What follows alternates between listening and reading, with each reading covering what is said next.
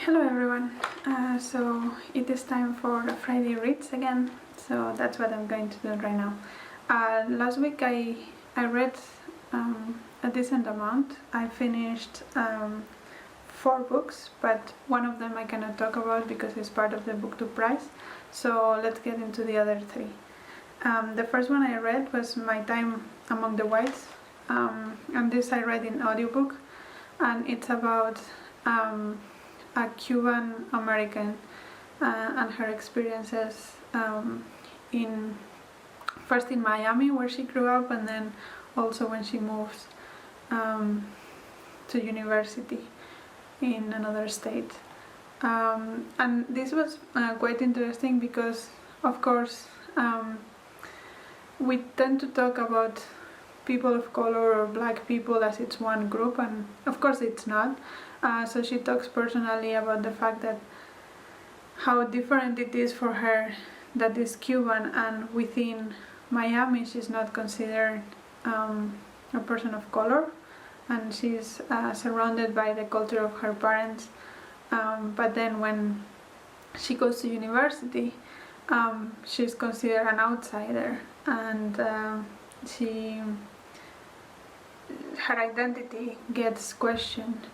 And I think that's very interesting because it touches a lot upon the difference between the identity you personally consider yourself to have and the identity that other people give you, and how this black and white is not black and white. There are so many shades in the middle and so many different situations. The same as when Americana and Chimamanda Ngozi Adichie in Americana discusses that it's not the same to be African American or to just be African, because the culture is very different, even if the skin color is the same, which sometimes is not, because there was a lot more mixing in within the slaves in America. But even then, even if they are the same skin color, the culture is completely different. And for the author of this book, it's also completely different because she's from Cuba, and yeah, the experience is just different. So I found that very interesting, and she said some important things, so I will recommend. The second one that I finished that I can talk about is British by Afua Hirsch, and this one, it was again really interesting because Afua Hirsch is a British author, reporter, and her father is Jewish, and he grew up in Britain, I think, but the family comes from Germany, and they arrived in Britain living the Nazi regime, and then her mom is from Ghana. So she grew up as a mixed race kid in this very white neighborhood of London, in Wimbledon, and she speaks about the fact that she never belonged anywhere because she was never white like the people in Wimbledon. But then when she met her husband, who is from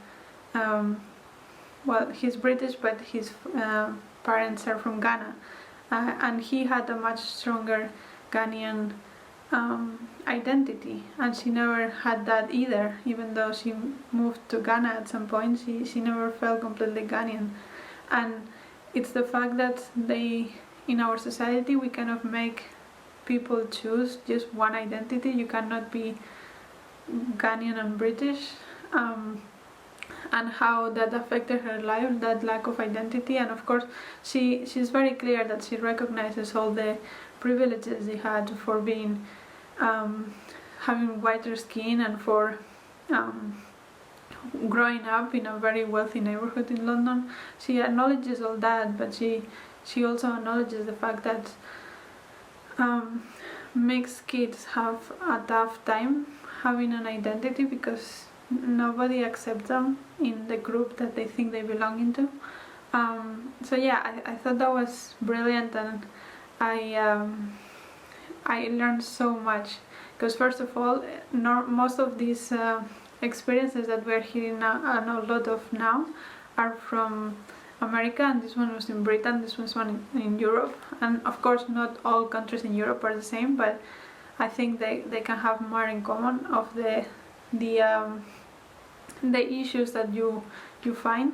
For example, in America it is quite common that black people don't know where they come from because they came as slaves, whereas in Britain it is a lot more common that black people are like second, first generation immigrants, and it is also very common that they are told to go back to their country. Even some of them have lived and were born in Britain or in whichever country in Europe.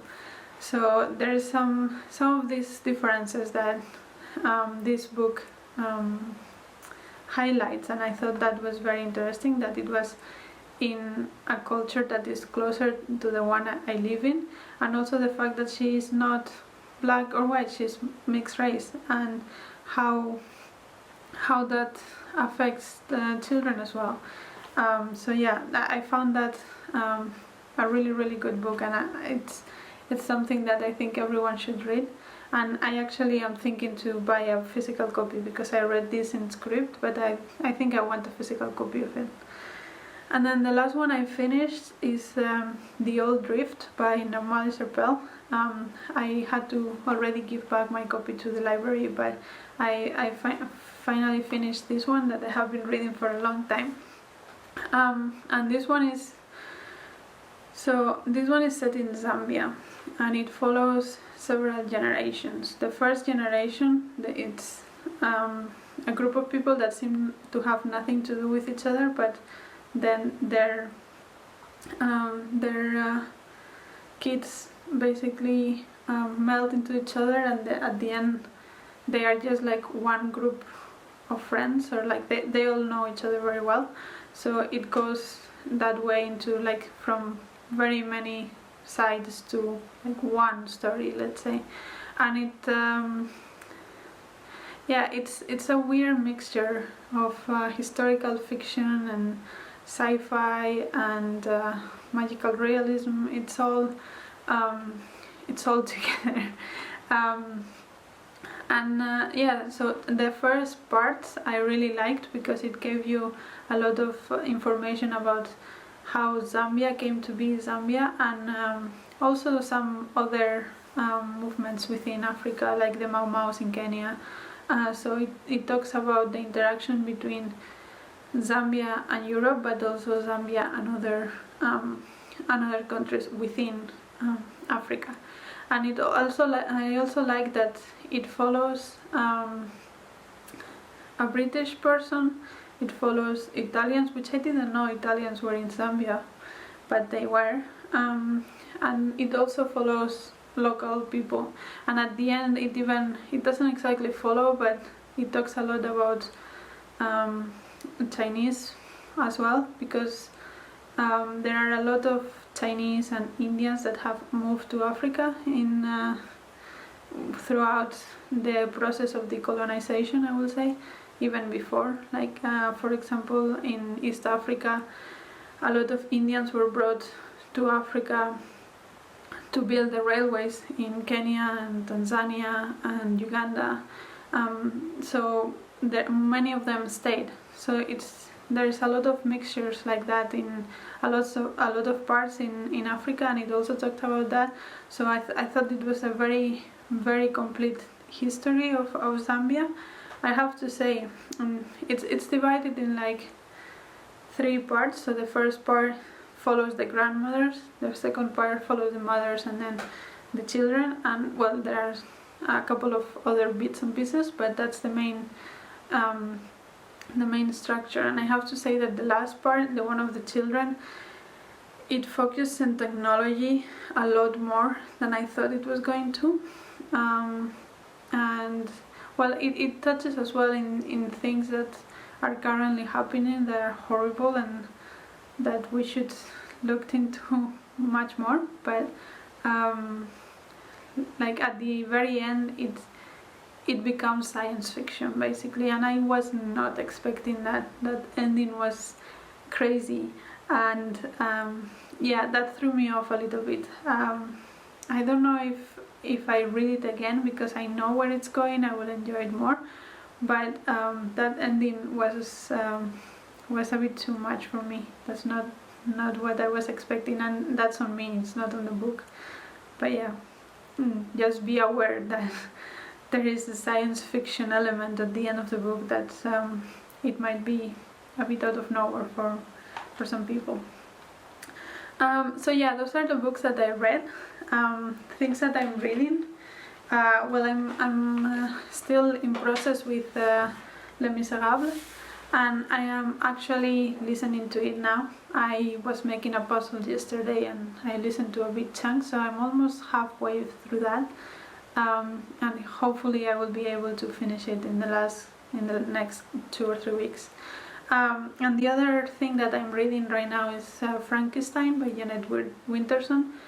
And this is not in my July TBR, but I mean, I wanted to read it last month and I didn't get to it, so I'm first sort of catching up with the TBR I had from last month. And this one is about, it has 2 timelines basically. The first timeline is around the time when Mary Shelley wrote Frankissstein. And there is a lot of famous people in it, like Lord Byron and Mary Wollstonecraft, and there is also mentioned Ada Lovelace, which is Lord Byron's daughter. And then the other timeline is roughly modern day, but it follows a transgender doctor that works with a company that produces AI that is designed for sex, basically. And that one is quite yeah, it's a little bit too graphic for me. I don't mind graphic sex, but this is like devoid of all emotion kind of sex, and I'm not enjoying that as much.